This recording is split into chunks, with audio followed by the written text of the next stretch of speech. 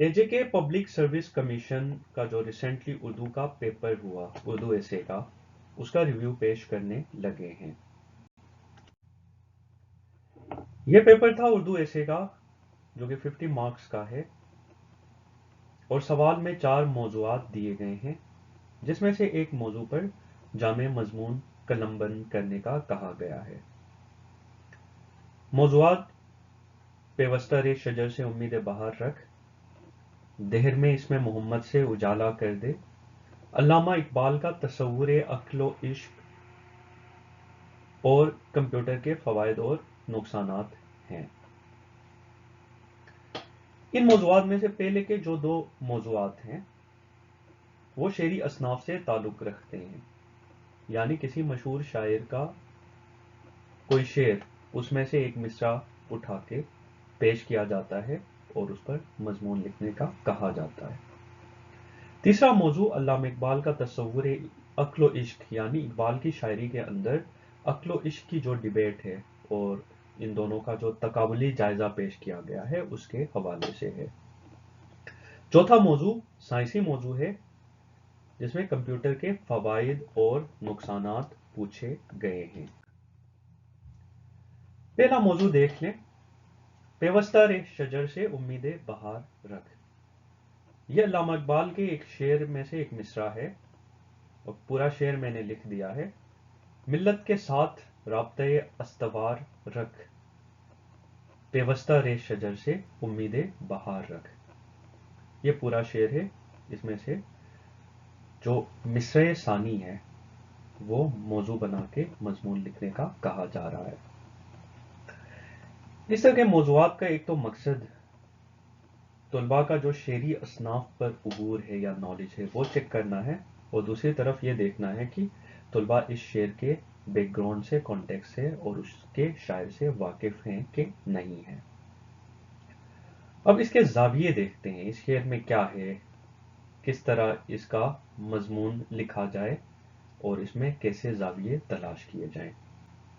सबसे पहले देखें, मिल्लत की बात आई है और उससे पेवस्ता रहने की बात आई है और उसके साथ अपने ताल्लुकात जो हैं अस्तवार रखने, मुहकम रखने की बात की गई है। इसका मतलब है कि यहाँ मरकजियत की बात की जाती है, क्योंकि इस्लाम मुसलमानों का मरकज है और मुसलमानों की फलाह व बहबूद, चाहे वो इज्तिमाई ज़िंदगी हो या एक मुस्लिम की ज़ाती या इनफरादी ज़िंदगी हो, उसकी कामयाबी का राज क्या है?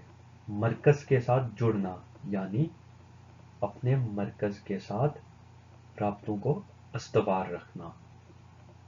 और इस शेर का दूसरा पहलू ये है कि अब चूंकि मरकज के साथ जुड़ना है तो अपनी सफ़ों में इत्तेहाद कायम करना है, क्योंकि मुसलमानों की जो ज़िंदगी है या मिल्लत का जो तसव्वुर है उसमें मुसलमानों का जो सूद व ज़ियां है, नुकसान और फ़वाइद हैं, वो भी इज्तिमाई हैं, एक नहज पर हैं। इसलिए उन नुकसानात से बचने के लिए और फ़वाइद के हुसूल के लिए इत्तेहाद पैदा करना ज़रूरी है।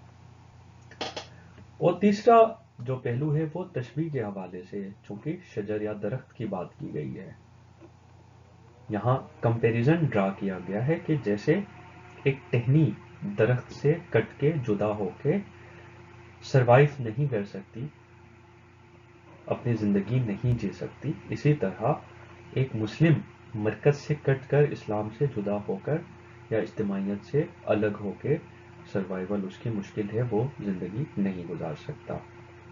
और इसका चौथा ज़ाविया है उम्मीद, पेवस्ता रे शजर से उम्मीदें बाहर रख, यानी इज्तिमाई जो निज़ाम है, अल्लाह का दिया हुआ जो सिस्टम है, इस्लाम है, उसमें जो लीडरशिप है या मरकजियत है, उसमें वक्ती तौर पर आप मायूसी का शिकार हो सकते हैं, लेकिन आपने ऐसा नहीं करना, बल्कि उस पर उम्मीद रखना है, क्योंकि अल्लाह का जो सिस्टम है वो परफेक्ट है। एक दिन ये लीडरशिप है या इज्तिमाइयत है वो भी परफेक्शन की तरफ जाएगी। वक्ती फ्लॉस से आपने नहीं डरना और उम्मीद कायम रखना है।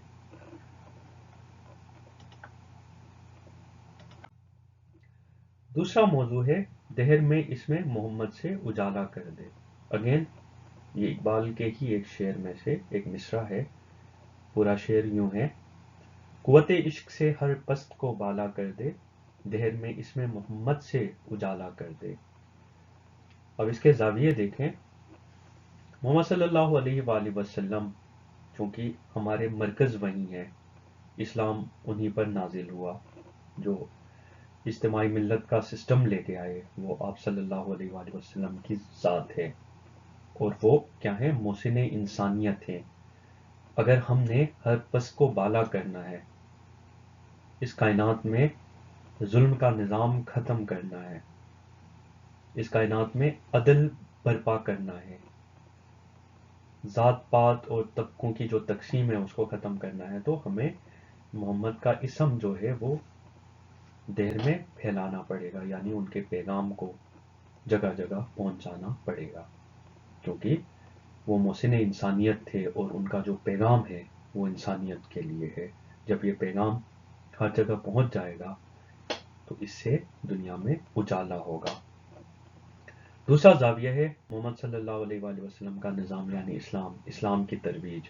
جب آپ اسلام کی ترویج کر رہے ہیں، لامحالہ آپ صلی اللہ علیہ وسلم کی ذات کی بڑائی اور شان بیان کر رہے ہوتے ہیں. تیسرا زاویہ اخلاق محمد. آپ صلی اللہ علیہ وآلہ وسلم کا جو اخلاق ہے، آپ اخلاق کے اعلیٰ ترین مثال ہیں. جب ان کی تعلیمات جہاں میں ہر جگہ پہنچیں گی تو اخلاقیات سے دنیا روشن ہوگی. فکر امت، یعنی آپ صلی اللہ علیہ وآلہ وسلم کو امت کی فکر تھی. تو جب آپ ان کا پیغام پہنچاتے ہیں امت تک، اور ان کی تعلیمات آپ جب فکر امت والی تعلیمات آپ پہنچاتے ہیں، تو پھر دنیا میں انصاف قائم ہو سکتا ہے. تیسرا جو موضوع ہے وہ ہے علامہ اقبال کا تصور عقل و عشق. یعنی اقبال کی شاعری میں عقل و عشق کا جو مقام ہے، ہمیشہ اقبال نے عشق کو عقل پر برتری دی ہے، فوقیت دی ہے. یہ شعر دیکھیں: بے خطر کود پڑا آتش نمرود میں عشق، عقل ہے محو تماشائے لب وامگو. یہ جو شعر ہے اس میں جب حضرت ابراہیم علیہ السلام نمرود کی آگ میں کودے تو عقل جو ہے وہ حیرت میں تھی، لیکن عشق کا جو مقام تھا اس نے خالق کی آواز پر لبیک کہا بغیر سوچے. یعنی عقل جب امتحان آتے ہیں محبوب کی طرف سے، خالق کی طرف سے، تو وہ سوچ بچار میں پڑ جاتی ہے، جبکہ عشق بغیر سوال کے لبیک کہتا ہے. تو یہ جو اقبال کی بہت زیادہ جو شاعری ہے وہ عشق و عقل کے اوپر ہے، اور اس میں ہمیشہ عشق و عقل پر مقدم رکھا گیا ہے. تو وہ ڈبیٹ ہے، اس پر یہ مضمون ہے.